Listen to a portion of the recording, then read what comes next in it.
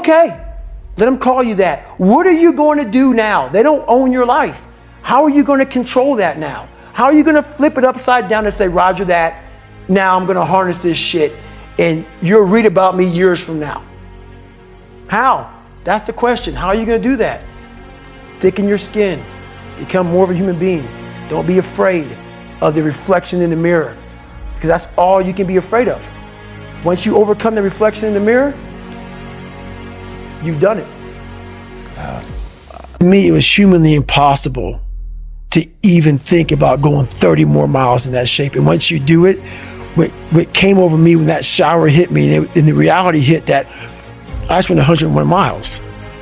And that last 31 miles was something that I can't even describe to people. And she's like, we gotta get you to the hospital. So at the time, my mom was seeing this doctor, and he was like, so she's describing to my mom what I'm going through. He's like, you gotta get in the hospital now. And I just said, just shut up and let me enjoy this pain. I don't want anything to numb it. I don't want anything right now. Because what I had done was in my mind, and people will take this wrong and take it as wrong as you want to, I don't really care. I had just climbed a mental wall that was amazing. And I didn't want anybody to take that pain away from me at that point, because that was all confirmation. I'm starting to separate myself now. Yeah. So there's two kind of themes that emerge from that. One is this idea of taking souls, right? This sense that, hey, I came from nothing and I'm here amongst the best, and then starting to realize, like, hey, these people are human.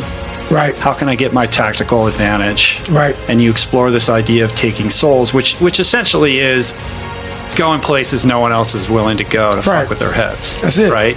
That's it. To get like the upper hand on on everybody else. When you grow up weak and you start to master your mind, because my whole thing is whenever I'm weak at something, whenever I'm scared of something, I master it. I was a weak-minded person, so I mastered my mind. And in mastering my mind, I mastered the human mind. And I realized why I no longer judge people, why I no longer put people on a pedestal, because we're all fucked up our own way. We all have demons. Some people hide them better than other people. So I know we all have them. But me knowing that, I know the most alpha males are very fragile. Very fragile. They never want to see another person harder than them, especially in that kind of realm. The ego attachment. The ego, very strong. Ego will fuck you up every time. Ego is serious. So if I can hurt your ego, I got you. Not read. At a 4th grade reading level, I'm struggling, and sometimes I call myself stupid. Not in a way to put myself down. So don't take it like, my God, those are so hurtful. Yeah, they're hurtful, dishonest. The conversation has to become an honest conversation of where you're at mentally. Where am I at mentally? I look like shit. I feel like shit.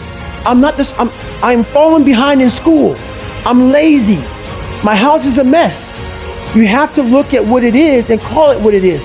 Don't find words to make yourself feel better, because so we hang around people that make us feel better, that tell us what we want to hear, not what we need to hear. And so we stay away from those people. And we stay away from those people, like our internal dialogue becomes that kind, it's okay, it's not okay. So that's where it starts. It starts with that accountability of, it's not okay anymore. This can no longer be okay.